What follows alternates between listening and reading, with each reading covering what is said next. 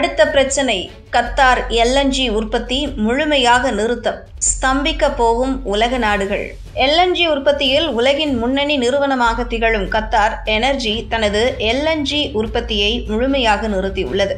ராஸ் Laffan தொழில்துறை நகரம் மற்றும் மெசைட் தொழில்துறை நகரத்தில் உள்ள தனது தொழிற்சாலைகள் மீது நடந்த இந்த ஈரான் தாக்குதல்களால் இந்த முடிவு எடுக்கப்பட்டுள்ளது.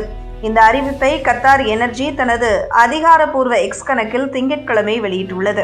இந்நிறுவனத்தின் அறிக்கையின்படி ராஸ் லஃபான் தொழில்துறை நகரம் மற்றும் மெசைட் தொழில்துறை நகரத்தில் இயங்கி வரும் எங்கள் தொழிற்சாலைகள் மீது நடந்த இராணுவ தாக்குதல்களால் எல்என்ஜி மற்றும் அதனுடன் தொடர்புடைய பொருட்களின் உற்பத்தியை நிறுத்தியுள்ளோம் என்று தெரிவிக்கப்பட்டுள்ளது.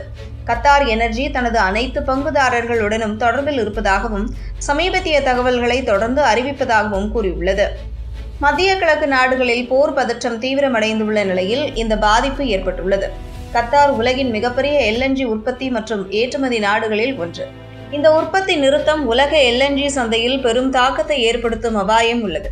இது இயற்கை எரிவாயு விலையை உயர்த்தலாம். இந்தியா போன்ற எல்என்ஜி இறக்குமதியை அதிகம் சார்ந்த நாடுகளுக்கு பெரும் சவாலாக மாறலாம். இந்த சம்பவம் உலக நாடுகளுக்கு பெரும் கவலையை ஏற்படுத்தியுள்ளது.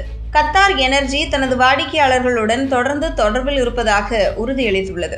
உலக எரிசக்தி சந்தை இப்போது பெரும் ஏற்ற இறக்கத்தை சந்திக்கும் நிலையில் உள்ளது. முதலீட்டாளர்கள் மற்றும் தொழில்துறையினர் இந்த நிலைமையை கவனமுடன் அவதானித்து வருகின்றனர். ஒரு பக்கம் கச்சா எண்ணெய் உற்பத்தியை ஓபிஇசி கூட்டணி நாடுகள் அதிகரித்தாலும் ஹோர்மோஸ் நீர் வழிப்பாதையில் நடக்கும் ஈரான் தாக்குதல் சர்வதேச சந்தைக்கு வரும் கச்சா எண்ணெய் குறைந்துள்ளது. இதனால் கச்சா எண்ணெய், எரிவாயு என அனைத்தும் தற்போது பாதிக்கப்பட்டுள்ளது.